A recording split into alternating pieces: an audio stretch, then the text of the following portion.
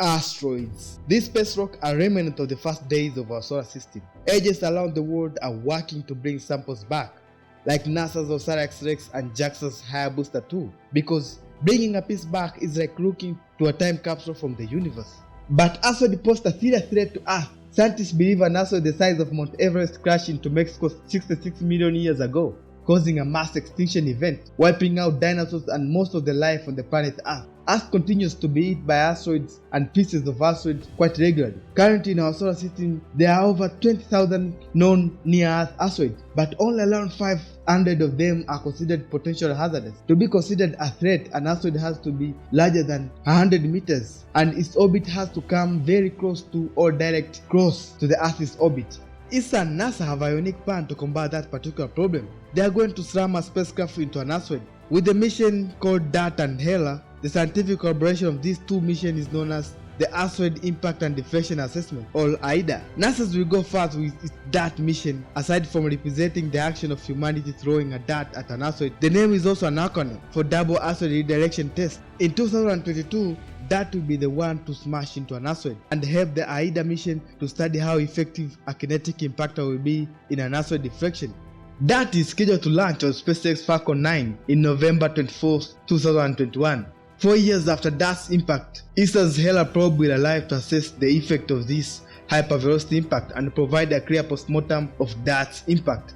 Now you might be wondering, why 4 years later? Won't that be too late? Well, in a 2005 NASA's mission, its Deep Impact spacecraft shot a copper impactor at a comet, hoping to capture the immediate collision. Unfortunately, onboard cameras were crowded by millions of kilograms of debris.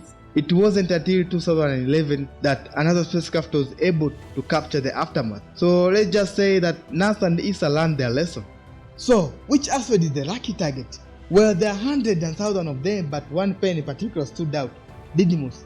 It's an ideal candidate because it's in a binary asteroid system. So there isn't just one asteroid, but two asteroids orbiting each other. Using a binary asteroid is very important because scientists can test the deflection from that a lot more easily, because the smaller orbiting asteroid moves slower than an isolated one. While Didymos is the larger one at around 780 meters in diameter, the main attraction is the smaller one, Dimorphos, at about 160 meters across. Dimorphos is perfect since it's more typical size of an asteroid that could threaten us.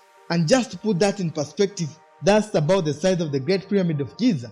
As far as we know, Didymos and Dimorphos won't have a dangerous encounter with Earth anytime soon. When DART intercepts Didymos in September of 2022, at this point Didymos' system will be less than 11 million kilometers from Earth, which is close enough for ground-based telescopes to observe the change in velocity that the DART impactor will apply to Dimorphos.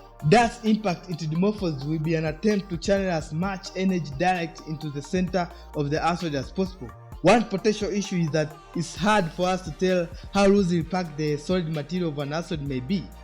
The DART impactor will crash into Dimorphos at around 20,000 km per hour or 6 km per second. So in an act of international collaboration, Italy has provided a CubeSat named Lycia.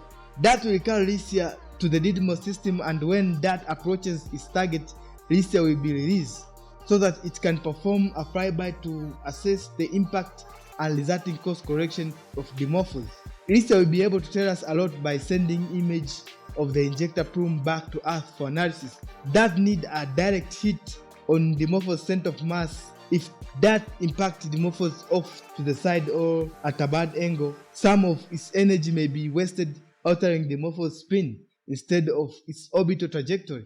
If all goes as planned, that will hammer Dimorphos squarely, slamming 558 kg of mass into nearly 5 billion kg asteroid, causing Dimorphos' orbit around Didymos to tighten up as shown in this graphic. Just because DART's fate is to go out in a dusty blaze of glory doesn't mean that any old spacecraft will do. It's not like we are flinging a rust tow truck at Didymos. No, DART spacecraft will be equipped with the latest in-ion engine, NASA's Next C, which is an electric propulsion. This image isn't a concept render, it's an actual photograph of the Next C engine firing in a vacuum chamber during testing. It combines xenon propellant and electricity to accelerate the positive ion out of the engine at a speed of around 40 km per second or 90,000 miles per hour. This generates very little thrust, but it can be fired for a very long period of time, and thus thrust add up. This engine has been seriously tested for long duration firing, with one test lasting 48,000 hours, that's 5 years and a half continuous operation. To feed the next CC, the kilowatt of electricity is needed that will utilize a powerful solar panel system that deploy from a very small package called LOSA or Rollout Solar Array. It will also use an autonomous guidance system called SmartNav that will use the spacecraft's onboard camera to identify its target and steer that in for a near head-on collision. AIDA, the first step in the process toward having a viable defense for planet Earth in case we spot the next disasteroid heading our way. It's not only a way to test the technology needed to hit a moving target in space, it will also foster cooperation between members of space agencies. Teamwork is crucial when the world is at stake.